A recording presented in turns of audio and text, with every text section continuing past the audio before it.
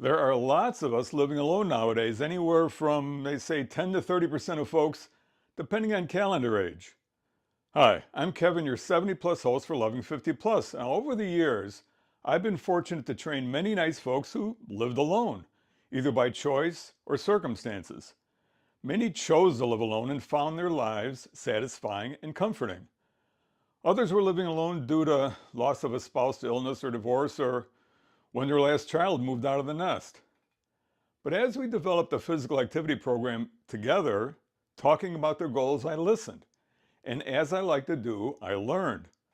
What comes to mind are common practices that people living solo use to bring joy into their lives and maintain growth in body, mind, and soul. Now, I remember a client friend of mine named Irene who had long been living solo. She said for years she sometimes felt lonely and alone, when some of her friends or family got married. Now, Irene was a teacher and she realized her life was very full. She had a circle of friends who were in various household situations and she was a part of dinners and celebrations, all the usual stuff. Irene said she came to realize that she really wasn't alone at all. She just didn't have a living roommate, and she really enjoyed her time that she referred to as cocooning. Now, Irene had friends who were married, friends who were divorced, and friends who, like her, had always been comfortable with her solo lifestyle. They all accepted her for her.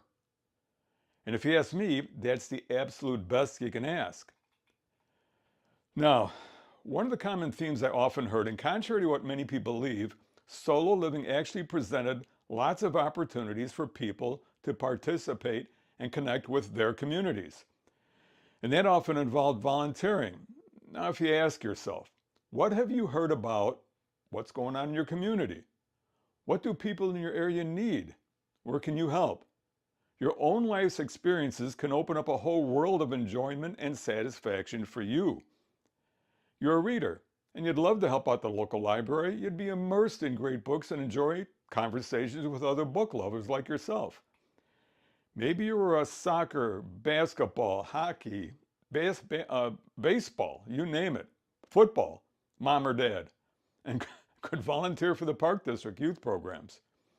You still have the big coolers you could bring over. You could even help with the local food bank to pack and organize food distribution. Volunteers are always needed at hospitals. The volunteers I've met over the years always have a kind word and a soothing smile. And man, that greatly helps patients and family members in those stressful situations. Participating in community and church, helping others, provides satisfaction, but also connects you with other people with interests similar to yours. Now, quite a few people living solo that I trained wanted to increase strength and cardiovascular capacity for two big reasons. Number one, to have the strength and energy to live independently. Now, the very nature of living solo means you do many of the usual chores around the house by yourself. It helps to be able to lug your groceries or wrestle those big Amazon boxes off your front stoop, or cut the lawn, or paint your bathroom. Heck, since you live alone, you can paint your kitchen hot pink or purple or any color you want. Everything is whatever you decide it to be. You rule your castle absolutely. Or you can plop on the couch for the detective show marathon, polish off the fudge ripple ice cream anytime you want. And you don't have to share. It's heaven on earth. Now, the second reason people I trained who lived alone gave for wanting to increase strength, cardio capacity, and energy was to do the fun stuff. To be able to, participate in charity fun walks or runs. Go on hiking vacations with friends through our gorgeous national parks. I can remember one woman who always wanted to ski the Alps for her 60th birthday, and now here was 60 coming up. She admitted her skiing was more of the bunny slope category, but she was determined and found a lot of alpine resorts catering to beginners, so off she went.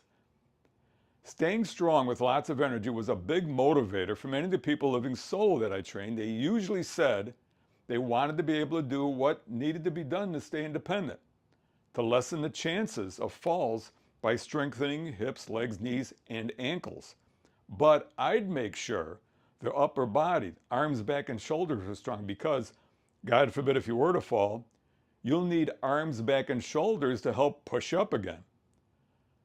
Now, my great client friends in general, and Irene specifically, taught me that living alone does not have to be living lonely.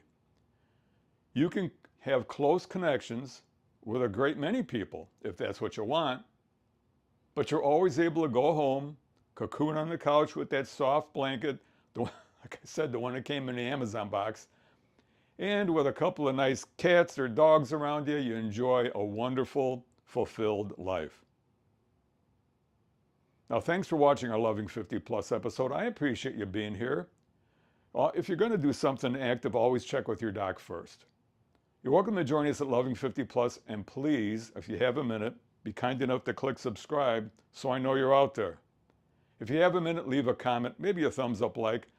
Remember, I want to know what you want for your body, for your life. That's what Loving 50 Plus is all about. I'm Kevin, your host. See you in our next video, and please take care of yourself.